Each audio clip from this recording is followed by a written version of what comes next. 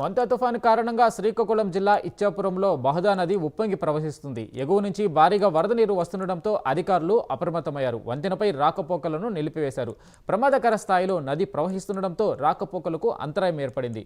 మరోవైపు తీర ప్రాంత ప్రజలను సురక్షిత ప్రాంతాలకు తరలించారు. రెవెన్యూ, పోలీసు అధికారులు పరిస్థితిని ఎప్పటికప్పుడు పర్యవేక్షిస్తున్నారు.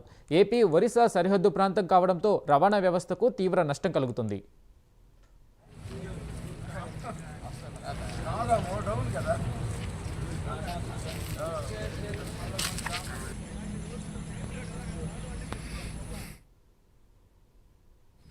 చాలా పంటలే కాదు, చాలా ఇల్లు కూడా మరి కూలడం జరిగింది. చాలా ఇబ్బందికర పరిస్థితులు. రెండు రహదారులు కూడా ధ్వంసమైన పరిస్థితి. ఈ రెండు ఇచ్చాపురం మున్సిపాలిటీ అదేవిధంగా పట్టణానికి ఆనించుకున్నటువంటి పరిసర ప్రాంతాలు చాలా ఊళ్ళు ఉన్నాయండి. ఆ ఊళ్ళు నిత్యావసరాలకు కూడా రాని పరిస్థితి. రెండు ఉన్నటువంటి రహదారులు పూర్తిగా ధ్వంసమైన కారణంగా, నీటితో మునిగిపోవడం కారణంగా వారు రాకపోకలు బందైనాయండి. చాలా ఇబ్బందిగా ఉంది. వాళ్ళు పరిస్థితి దయనీయంగా ఉంది.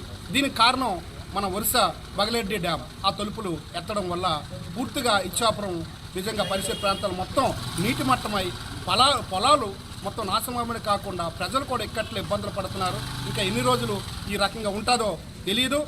ఈ ప్రభావం ఎంత ఘోరంగా ఉందంటే వాళ్ళు ఒక్కసారి నీటి మొత్తం విడిచిపెట్టడం వల్ల ఇచ్చాపురం దిగునున్న ప్రతి పొలానికి కాకుండా ప్రతి విషయం కూడా మాకు ఇబ్బంది ఎలాగుంటుందంటే రాకపోకలు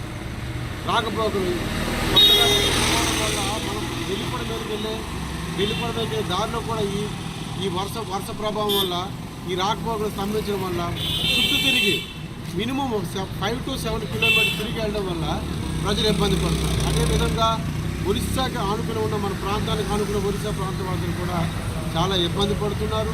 దానికి తగ్గట్టుగా ఇచ్చాపురం నియోజకవర్గంలో ఉన్న మనకు కానీ ఒక మంచి ఆయకట్టు ఉంటే ఇలాంటి ప్రాబ్లం ఫ్యూచర్లో ఉండదని మనందరం కూడా కలిసికట్టుగా ఇచ్చాపురం నియోజకవర్గంకి ఏ విధంగా డెవలప్ చేస్తే, బ్రిడ్జ్ వస్తే మనం ఏ విధంగా బాగుపడతామో, రైతులు బాగుపడుతున్నాం, ఆ విషయం కోసం ప్రజలందరూ అతీతంగా ఏ పార్టీకి సంబంధం లేదండి, మన ఇచ్చాపురం డెవలప్మెంట్